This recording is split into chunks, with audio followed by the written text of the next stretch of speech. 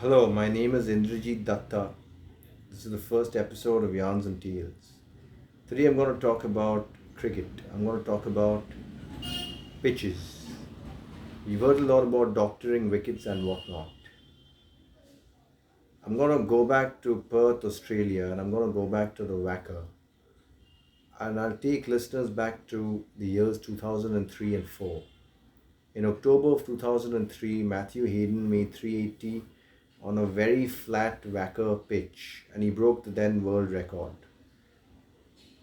Cut to February 2004, India and Australia are going to meet each other for the fourth time in the BB One Day Series. The scoreline was 2 to 1 in Australia's favour, but the games have been very close. In Melbourne, the Aussies had pipped India by 18 runs. In Brisbane, India came up trumps by 19 runs. And in the last over thriller in Sydney, Australia, courtesy of Bretley's six, broke Indian hearts. India had performed better than Australia in the Test series, and both teams were neck and neck in the ODI series. Now we go to the WACA. What sort of a pitch do you think India is going to get? The answer: a fiery WACA pitch. Obviously, the WACA being the WACA, there was bounce, but on this occasion there was also a lot of seam movement. Compare and contrast this to the flat pitch where Hayden played his fantastic world-breaking knock on. Long story short, Bretley, who had not had a great time against India in the Test and One Day series, thundered in and knocked the wind out of India's sails.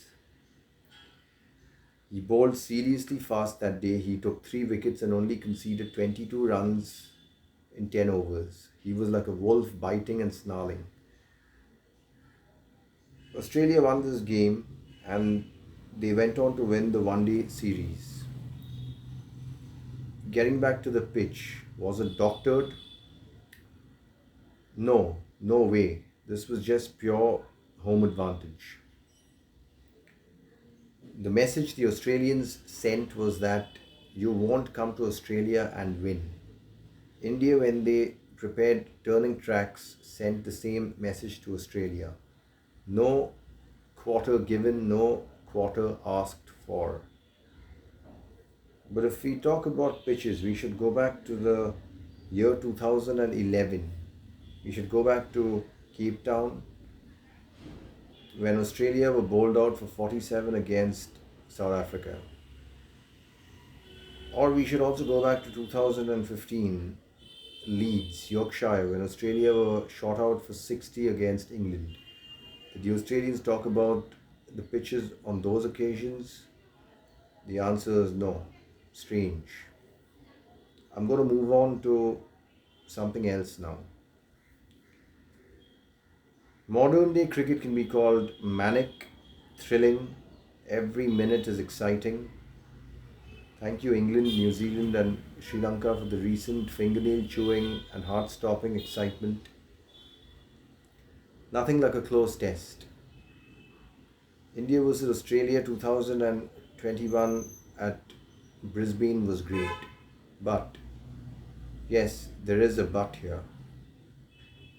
Cricket is kind of absurd these days.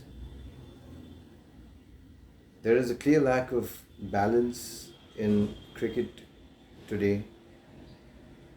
In 20 over cricket in the Big Bash in Australia, one team made 273 in 20 overs. Yeah, 273 in 20 overs. Ridiculous, absurd. Well, England made 498 in 50 overs, and we have these 2 day tests now. Even the pitches are strange. They are either too flat or they do far too much, or they help bowlers far too much, and the batting is also not very good. Teams from the West have a spin phobia, no doubt about it. Between 1946 and 2000, there was only one test that finished in 2 days. In the 2000s, there were a few 2 day tests, but most of them involved a weak Zimbabwe side and Bangladesh. Two weak teams. If two-day tests are going to happen between England, India, Australia, and South Africa, we got a problem. I'll go back to the 2000s. We had a lot of series that ended where games finished on the last day. That famous 2001 series between India and Australia, two games ended on the last day in the last session. A riveting series when India went to England in 2002 and Australia in 2003 and 4, all games finished on the last day. The cricket was magnificent in these series. Even when Pakistan came to India in 2005, the pitches were good, so was the cricket. Dravid, Inzamam, Sehwag, and Yunus Khan made a lot of runs with the ball. Anil Kumble with a 7-wicket haul at Calcutta decimated Pakistan. And in the Bangalore game, Shahid Afridi with his crucial as he struck some crucial blows, he ensured Pakistan would win the test and tie the series.